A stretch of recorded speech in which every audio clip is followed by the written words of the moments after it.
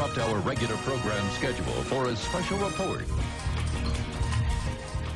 Here is Wall Street Journal. KBR awarded Homeland Security contract worth up to $385 million to build 3 1 million person FEMA camps in the United States.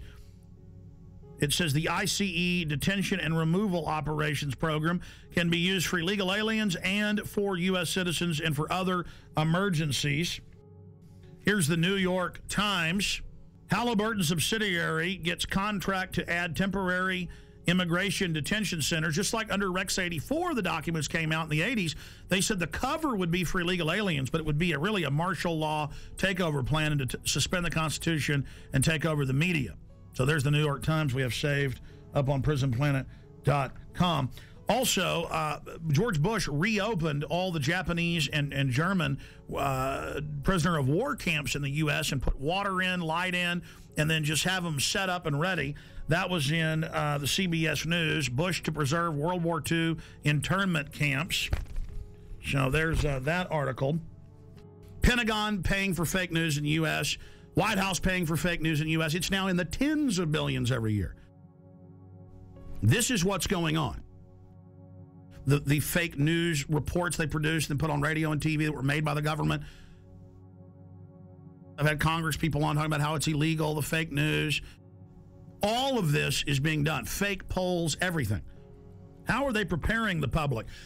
When I saw this at the time, I saw Tommy Franks and Cigar Aficionado. I saw Tommy Franks on CNN, Fox, MSNBC go, gee, I'm real sorry about this, but one more big terror attack, we're going to have a military form of government and martial law. I'm real sad about that, but that's what the American people are going to demand. That's the only thing that'll keep them safe.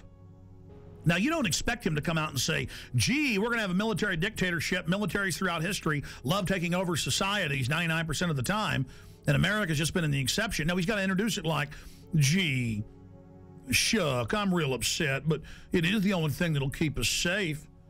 The Constitution won't survive a WMD attack. And I said at the time, I said, he is part of the Pentagon's billions in fake news. That's illegal. The General Accounting Office has already ruled that they're paying off reporters and people to go on TV. I said, I bet my bottom dollar Franks is being paid off. Now they're rolling them out in the news. The camps will be for you when you're starving during the collapse of society, which is what the IMF and World Bank have done to countless third world countries, and their own documents say they want to do it here. That to fully bankrupt you so they can consolidate everything with the tens of trillions of fiat currency they're holding and hoarding of taxpayer money. And then once the riots start, which they're trying to push, they have Zbigniew Brzezinski on MSNBC, we played that the other day, saying, I'm really worried about these bankers. They're going to cause riots nationwide. Millions and millions of unemployed. People really facing dire straits. And we're going to be having that for some period of time before things hopefully improve. And at the same time, there is this public awareness of this extraordinary wealth that was transferred to a few individuals. And you sort of say to yourself, what's going to happen in this society when these people are without jobs, when their families hurt, when they lose their homes and so forth? As if he isn't one of the engineers of it. See, they know they've got revolution on their hands. They know that we did our job warning the people and exposing what was happening and putting all this information out, and people found out it was true. Here it is. This is from my film, The Road to Tyranny. I have 18 hours of this. I have them training all over the country. I have them teaching police to arrest anybody with a get us out of the UN sticker. This is what's been going on. Here it is. You're damn right, because think about the Christians, okay? Do you accept Jesus Christ, your Lord and Savior? No. What did they do? They took your head off. They beheaded you if you didn't accept Jesus Christ, your Lord and Savior. See, this is reality.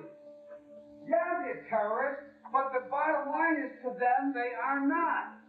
When people are passionate about what they believe in, they become a very difficult enemy to beat. Who was the first terrorist organization in the United States? Who? Founding Fathers. You mean Thomas Jefferson? Look at this guy. He's talking about the founding fathers and people that are committed. He's talking about constitutional terrorists. Before that, the cops are so conditioned. They say, who are the terrorists? Who are the first terrorists? The founding fathers. They all know. They all say founding fathers. They've already been taught this many times. He says that's a very difficult enemy to beat. No, you are the enemy when you become an enemy of the Bill of Rights and Constitution and let foreign bankers take us over. Play it again.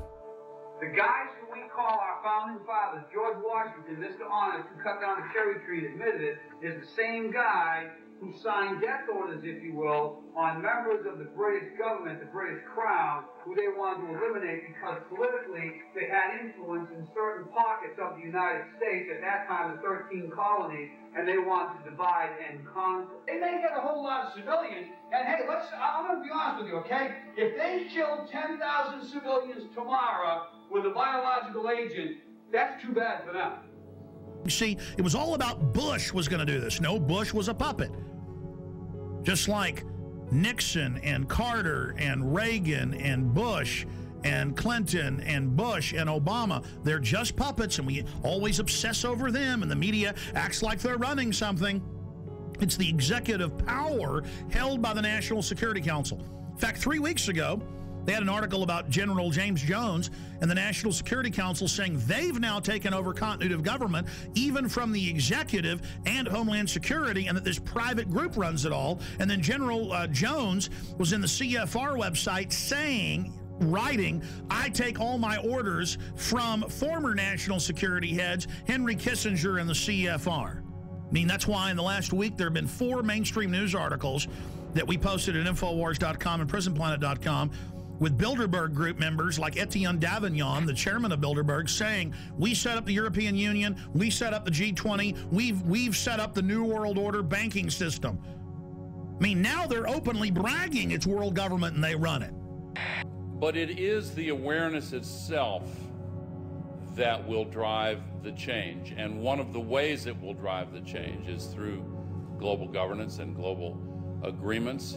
But the many business leaders who have been present here are among those taking leadership in other ways. Yet these problems can be overcome by a joint effort in and between our countries. 2009 is also the first year of global governance, with the establishment of the G20 in the middle of the financial crisis. The climate conference in Copenhagen is another step towards the global management of our planet. This is collective action, people working together at their best. I think a new world order is emerging, and with it the foundations of a new and progressive era of international cooperation. And then if I dare talk about it, they go, oh, shut up, Jones. You crazy nut, none of that exists. And if you talk about it, you're going to cause violence. Just give in to the New World Order, roll over to it, hand your guns in. Let's start with the airport adventures, which they now admit are going nationwide with the Viper teams at bus stops, train stops, the streets, shopping malls, random vans, sending you through body scanners, biometrically scanning 360 your naked body. Now, I've seen more in-depth images by the actual companies where they can zoom in on pores. Okay, so they're showing you a low-res image, but totally naked, your family, it's child porn, they don't care. Now, if you take a picture of your 2-year-old daughter in diapers, and this made ABC News and CNN, the children's bottoms weren't even seen, but because the children had towels around them hugging. That was a 3-year-old and 2-year-old. They were arrested. Their children were taken. So that's things that aren't bad are called bad. But then the government recording your naked wife, you, your children, and now they're going in at all major airports, 214, and their people in Houston are being forced through them. But people are refusing and saying, no, you perverts, you're not going to do that. So Aaron Dykes and Rob Dew, back from 6 days of adventure with the police state in Canada and the U.S. Tell us what happened. Well, I got hit up first. This was in D.C. flying to Detroit. Because you got long hair. You get pulled out every time. Some kind of Al Qaeda. But Aaron was already through security, and I walked through, and they go, oh, sir, can you step in here? And I said, so what's that? And they said, oh, this is our RFID scanner. And I said, no, I'm not going in there. And what do you mean? And I said, I'm not going in there. I said, I don't agree with that. And they said, oh, well, it's voluntary. I said, well, good, I'm not doing it. Yeah, but so that's like SeaWorld made you thumbprint at first. It was voluntary. Now it's mandatory. It's like dog training.